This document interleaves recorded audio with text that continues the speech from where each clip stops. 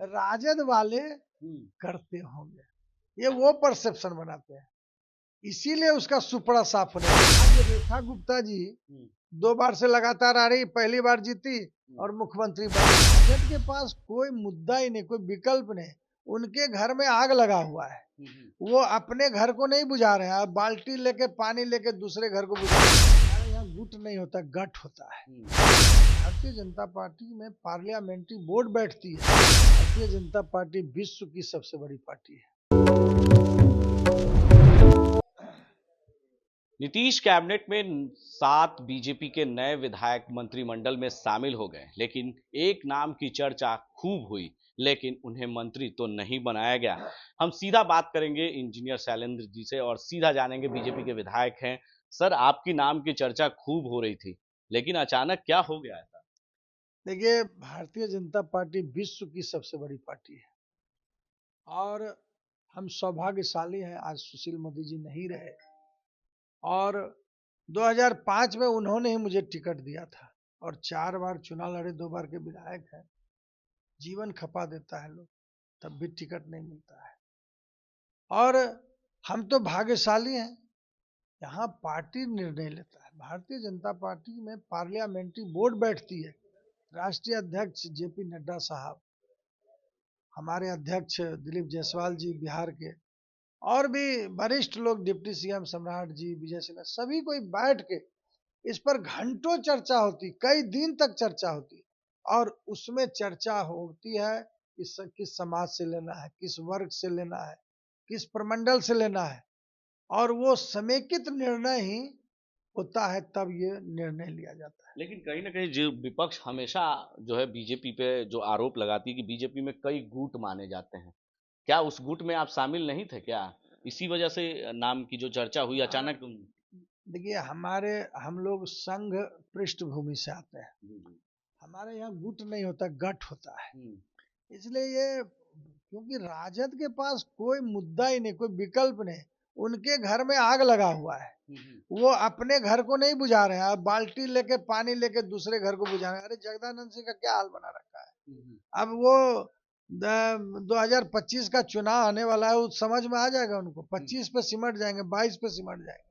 तो क्या लगता है जो भूमियार समाज से बनाया गया है जीवेश मिश्रा जी को, आप भी उसी समाज उसी जाति से आते हैं, तो इसका फायदा भूमियार समाज को मिल पाएगा? लगता है कि इस बार बीजेपी को इसका फायदा होगा, क्योंकि जातीय समीकरण को देखकर बीजेपी ने 7 विधायकों को अचानक ये खेल हुआ है।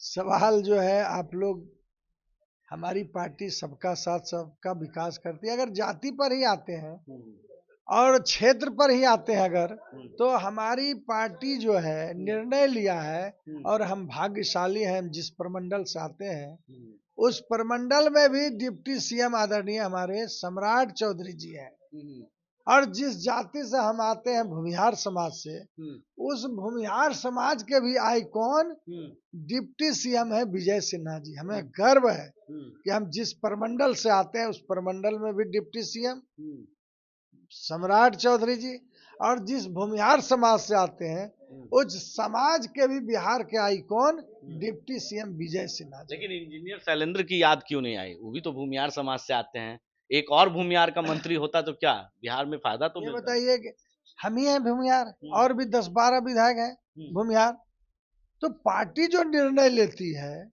पार्टी सभी तरह से सोच समझ के निर्णय लेती है।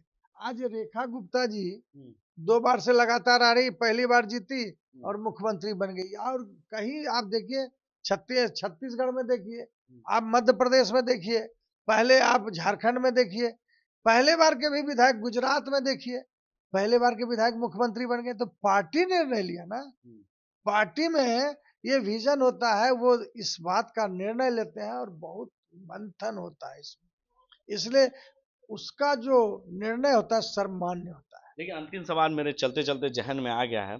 एक सवाल है कि आखिर यादव जाति से क्यों नहीं, मुस्लिम समाज से क्यों नहीं, महिला से क्यों नहीं, आखिर ये इन 2 जातियों को दरकिनार क्यों आपने किया, आपकी पार्टी ने क्यों किया? आप से पूछते हैं, नंदकिशोर यादव किस जाति से हैं, नित्यानंद राय किस जाति से हैं, और मैंने दर्जनों विधायक, आज मुख्यमंत्री हमारे मध्य प्रदेश के किस जाति से हैं, ये तो सवाल बिल्कुल ही राजद वाले करते होंगे, ये वो परसेप्शन बनाते हैं, इसीलिए उसका सुपड़ा साफ होने वाला। मेरा पार्टी यानी एनडीए जो है सबका साथ सबका विकास करती है, सबका साथ सबका प्रयास, ये मेरा निर्णय है, पार्टी का निर्णय, इसलिए जाति पाति हमारी पार्टी नहीं करती है। तो देखिए हमारे साथ इंजीनियर शैलेंद्र जी थे जो बीजेपी के कद्दावर नेता हैं और विधायक हैं।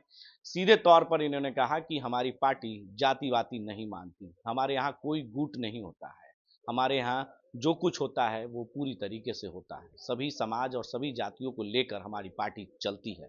लेकिन कहीं ना कहीं जो खबरें निकलकर सामने आ रही है वो नाराजगी तो चेहरों पर झलक ही जाती है। ऐसी तमाम खबरों के लिए आप बने रहें देश न्यूज के साथ और देखते रहें देश।